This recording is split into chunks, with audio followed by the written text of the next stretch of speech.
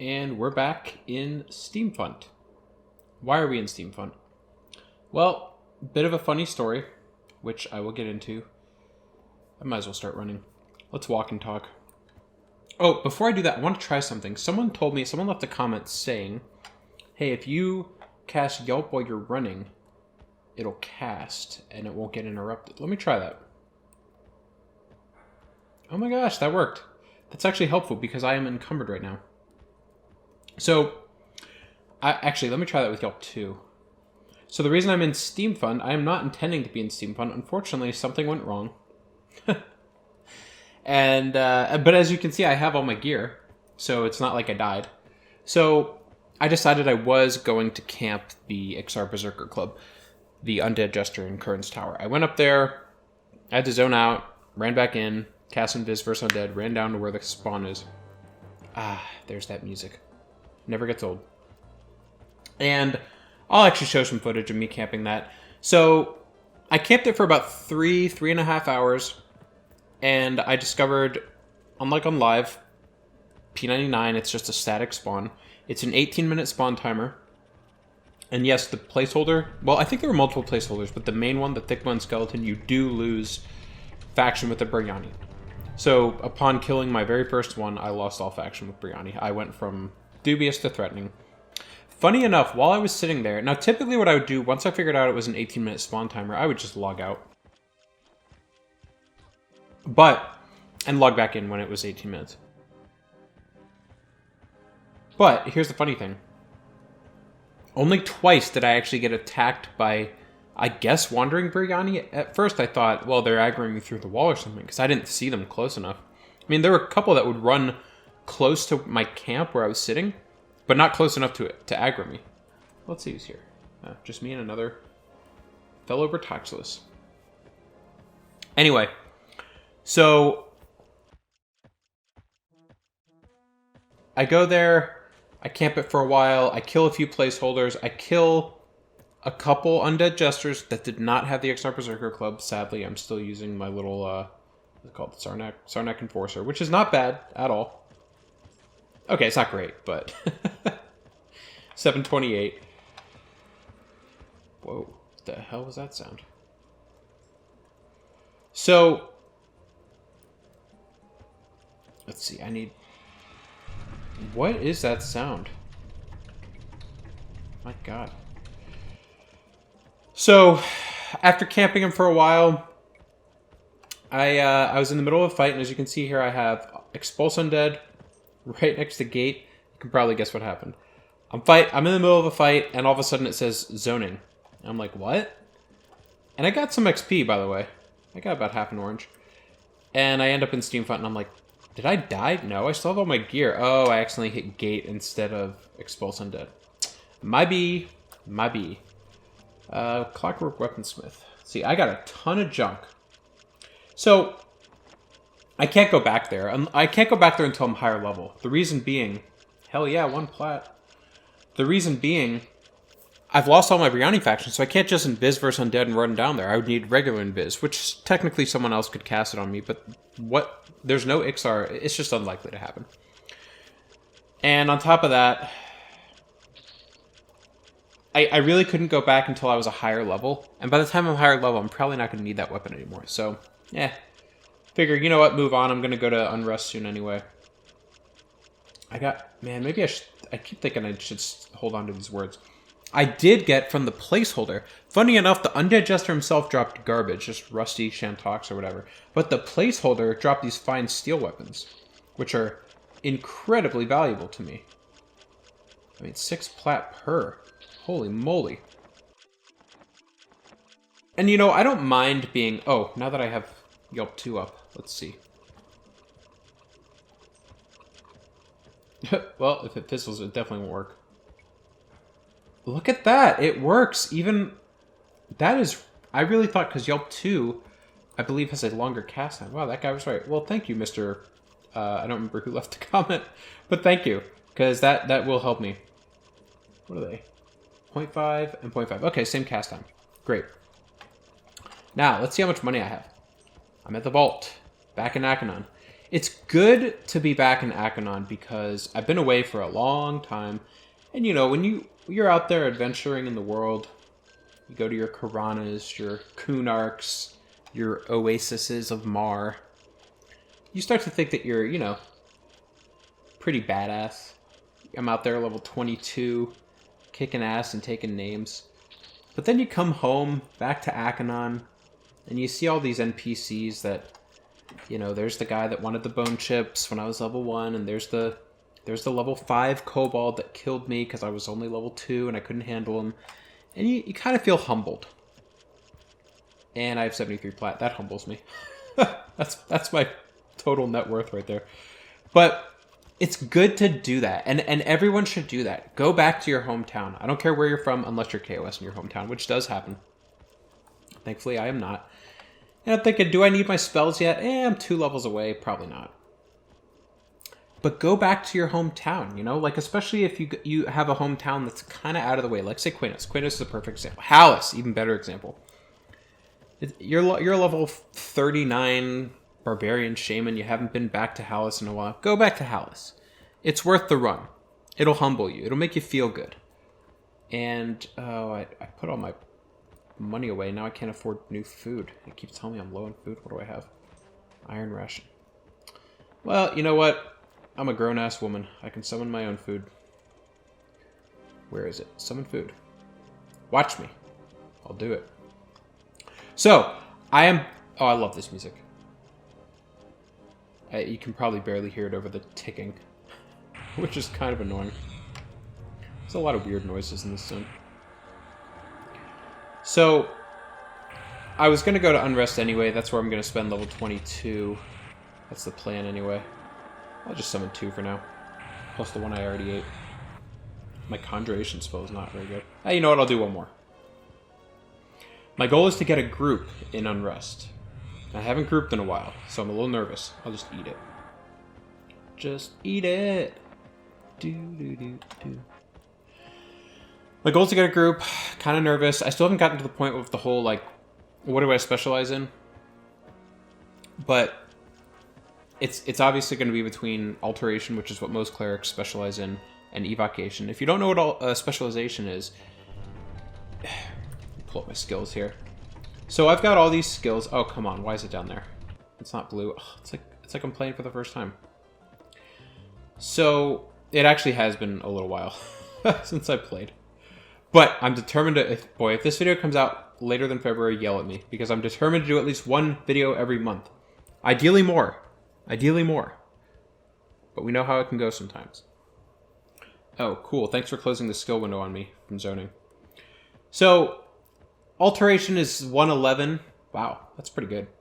What's my second highest? It's probably Evocation. 115. Oh my god, that's my highest. Never mind, Alteration's my second highest. And you get certain benefits from having that higher skill level. Specializing gives you even more benefits in whichever... You can only specialize in one. Boy, I hope I can get a so from someone here. Nope, no one here can give me so. So, if I were to specialize in Alteration, Alteration maxes out at, let's just say 200. I don't remember the exact numbers. Specializing would allow me to go up to like 225 or 250 or something like that. And some of this is affected by what level you are. Like, as you can see, it's going to max out before I hit level 50 because you get 5 per level. Some of the benefits of specialization, you're less likely to fizzle. You get a percentage chance of every time you cast a spell of that spell type, Alteration, Evocation, whatever, costing less mana. And I don't remember by what percentage. It's like maybe 10%, maybe 20%. I need to do more research, but I have time because I cannot choose a specialization until level 30. And as you can see, I am level 22, so I have time. If I were a Int caster, Wizard, Necro... Ooh, is that blue? No, there's no way that's blue. Wizard, Necro, Enchanter, Magician, I would be able to specialize starting at level 20. But for Wisdom casters, Druid, Cleric, Shaman, I cannot specialize until level 30. And the other classes, the hybrids, they can never specialize in anything. I mean, there might be some perks if you're talking like alternate advancement, you know, Lucklin and beyond. They might have given the hybrids something along the lines of specialization. I don't know. But I would pick Evocation if I plan on mostly soloing on this character, Alteration if I plan on mostly grouping. The reason being, I don't cast Alteration spells as much when I'm soloing, because ideally I'm not getting hit. And even if I am, I'm definitely casting my nukes way more than I'm casting my heals. On the flip side, if I group a lot, I'm definitely casting my heal spells way more than my Evocation spells, because if I'm in a group, I'm healing a lot, I'm not nuking. People like Aranel are nuking. Why? Because they're wizards, or who knows what he is. We don't know, he's not online. But, you know what? I'm going to make him my friend. And of course, every time I come to the zone, I see this damn unicorn. Sorry you're in pain, I wish I could heal you. But unfortunately, I specialized in evocation. No. And that's the thing. Even if I specialize in evocation, I can still cast heal spells, obviously. I just won't get as many benefits. The way that this would affect a group is, I'm more likely to be out of mana for longer. Okay, this is way too loud. Oh, maybe 5 is more appropriate. Maybe 5 and 10? Yeah, whatever. No, I'll keep it at 15. I'm way more likely, maybe not way more, but I'm more likely to save mana on spell casts, not need the meta as long. Typical fight, let's say I'm ending the fight in a group 60% mana. Maybe if I specialize, I'm ending it in 75, 70. I don't know. It's just, that's an example. On the other hand, if I specialize in, if I solo a lot, I'm going to get those mana benefits from nukes, which is what I'm casting more. So look, no doubt, up to this point, I am definitely more of a solo guy on this walkthrough so far. Part of that is because I'm doing this recording, and it's harder to record while I'm in a group, because what's that saying about, like, there's no such thing as multitasking, there's only getting good at half-assing? That's kind of what I run into. Who's in this zone? Anyone that can sew? Damn. No. Maybe that person. Who knows? But the point is, once you pick a specialization, you kind of got to stick with it. Now, there is a quest, and I'll probably do this just to capture it on camera, because I don't know that many people really... Well, I don't know what's out there on YouTube, but I remember when I was younger and I used to play this game, the idea of changing your specialization was very unknown to me. Like, I didn't really know how to do it. I never tried it. And I was a shaman, so I think I picked... Oh, hell, I don't even know what I picked as a shaman. I mean, you could argue abjuration. There's some classes, like wizards, where it's a no-brainer. Some people would say cleric is a no-brainer. Alteration, duh. But the question is, as I go forward, am I going to be soloing more, or am I going to be grouping more? I think the reality is, as these levels get slower and slower, like to get full XP and hit the next level, it's probably more likely I'm going to group more and just not film most of that footage. Because I'm not going to... If I'm in a split paw group at level 28, and I'm there for, like, I don't know, let's just say it takes me 6 hours to level, I'm not going to film all 6 hours and put it up on YouTube. No one wants to see that. Kalarian doesn't want to see that. He's got a torch. Good for him. I'm just obsessed. Every time I see someone, I'm like, oh, who's that guy? What class are they? What level are they? Can he sew me? So yeah, you know, if I spend level 28, 6 hour group in split paw, I'll probably film, you know, 20, 30 minutes of that. Maybe combine it with some running around and talking and getting, I don't know, selling some stuff. I don't know, whatever.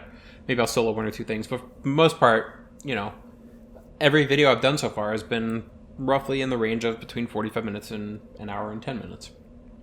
So let's just say my average video is like 56 minutes. Well, that is way less than the amount of time I would be sitting in that split pod group. So I got to condense it down. And I do want to get into... In fact, I'm going to do this in Unrest. And I'm not going to film the whole run to Unrest. You've already seen me run to Unrest. You don't need to see it again. But, oh shoot, what was I saying before I was zoning? Anyway, the reality is I'm probably going to do a lot more post-commentary, but I have plans for my post-commentary. And some walkthroughs of other games I've watched on YouTube, I really like the post-commentary. Sometimes I don't like it as much. So I'm going to experiment. We'll see. And I'm obviously curious to see what people who watch these videos think. But reality is the majority of people who watch YouTube videos never leave comments, and that's fine. I totally get that. So you end up kind of relying on a vocal minority for what to do. Or you can just look at the view count and be like, hey, no one watches when I do post-commentary. Maybe I shouldn't do post-commentary. Okay. I'm going to stop filming here because you already know what the run to Unrest looks like. I don't have so this is going to be long and painful. And hopefully I can get a group. Wish me luck. Okay, we're right at the entrance of Unrest here, and I'll let you see where I go from here. Full disclosure, this is post-commentary because I'm going to test out a new segment, and it's mostly just me grouping, but I'll get to that in a minute. So when I got to Unrest, I couldn't find a group. I started soloing at the entrance of the mansion, just right inside. That's where this started. Ghouls and things, and this level 29 ranger, Canis, asked me if I wanted to join in FP Fireplace, which is upstairs, which I didn't think I was ready for, but he was like, nah, you'll be fine. And he had a rogue with him who was level 24. You'll see him in a second. He's invisible right now.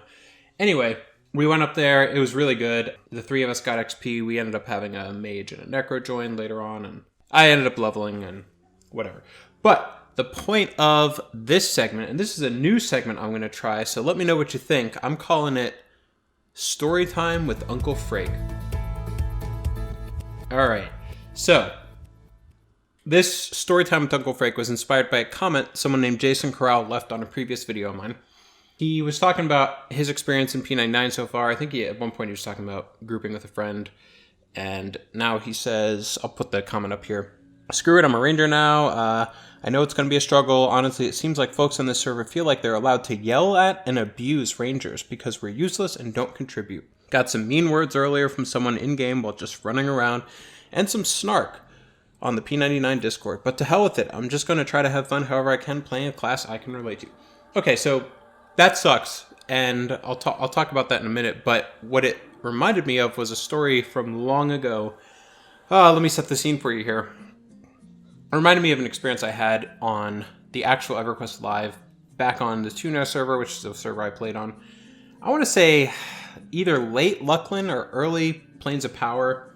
I think Plains of Power came out in 2003, so maybe this was like either 2003 or 2002 at the earliest.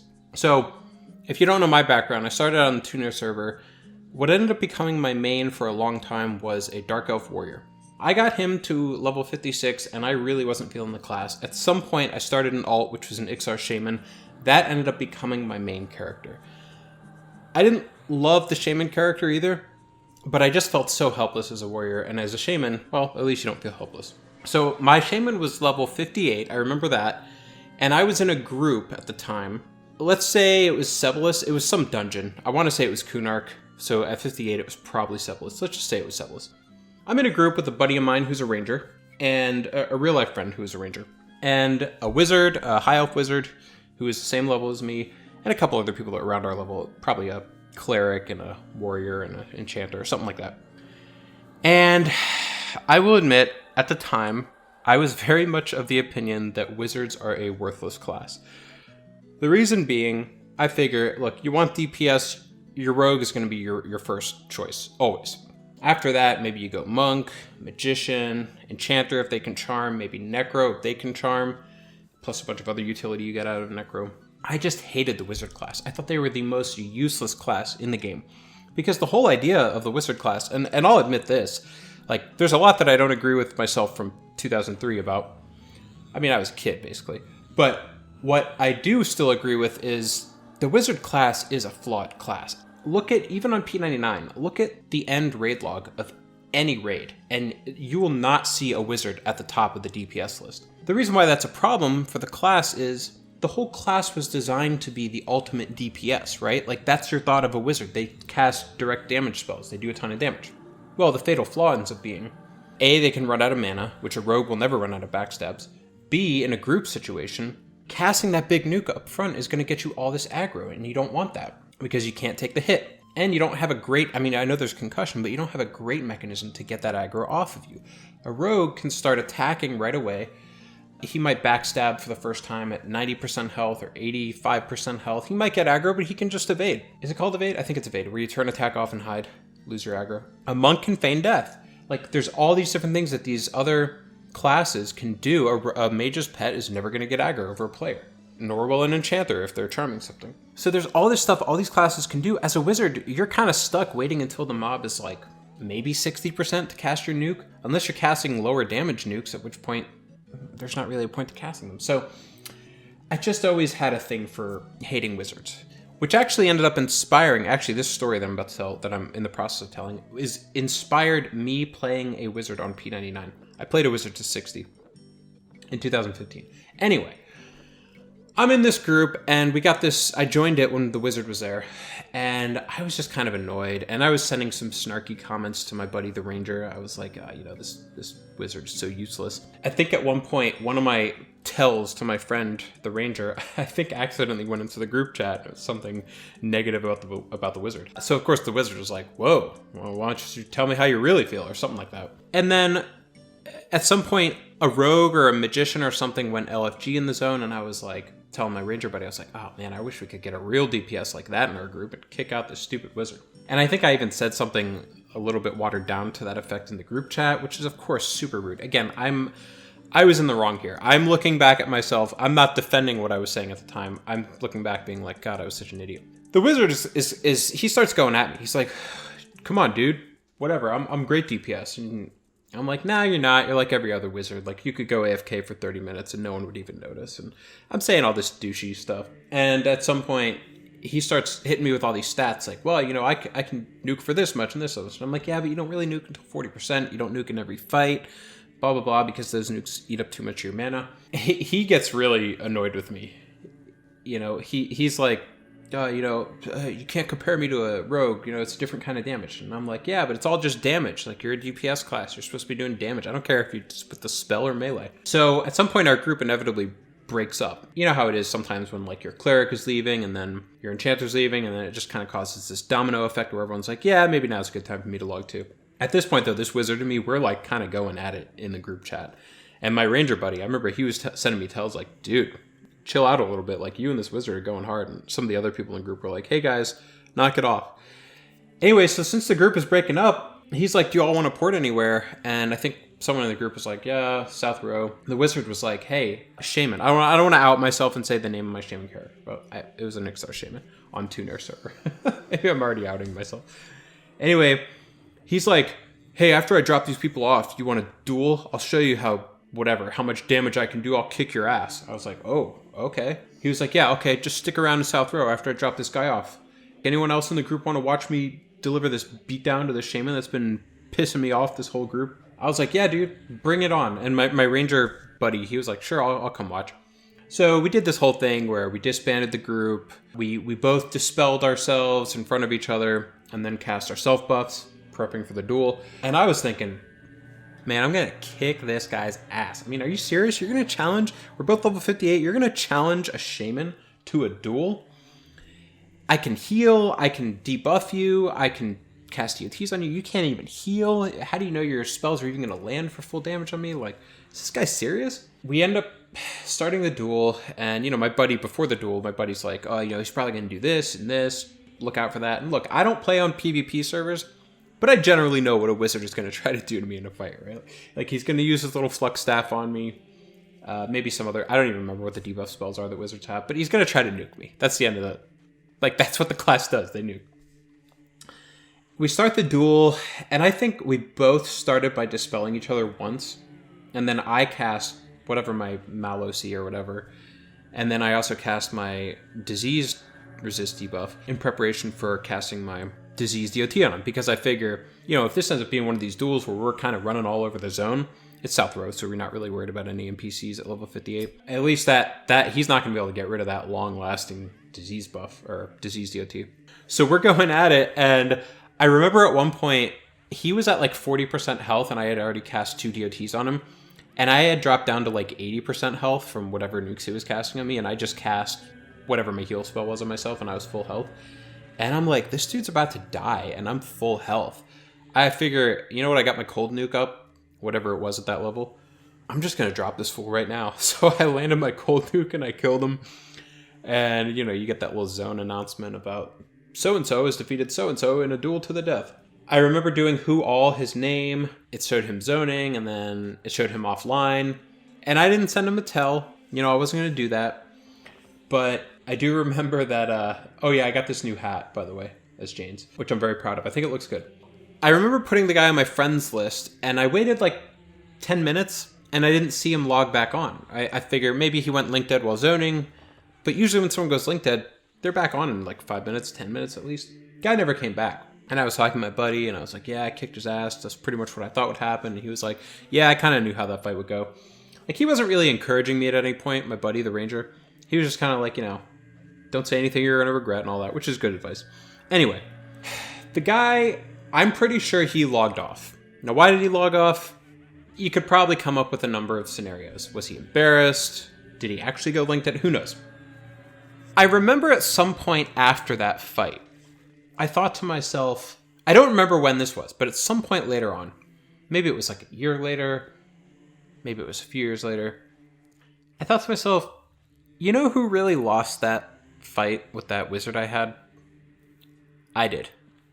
I lost. I was the idiot, okay?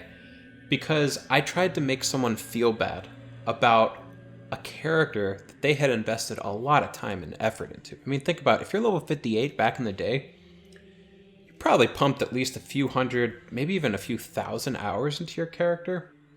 And you've really customized, you start your character, you choose the name, you choose the face, the race, the class, all that stuff. It's very personalized to who you are. Even the gear that you wear, like on Jane's here, I just got this new hat. A lot of people will pick gear based on how it looks and, your last name and what guild you're in and all that kind of stuff. This guy pumped all this effort into his character, and I was trying to make him feel bad for playing a character that he enjoys playing. What was the point of that? Like, what was the motivation on my end? To make someone else feel bad for something that they get a kick out of?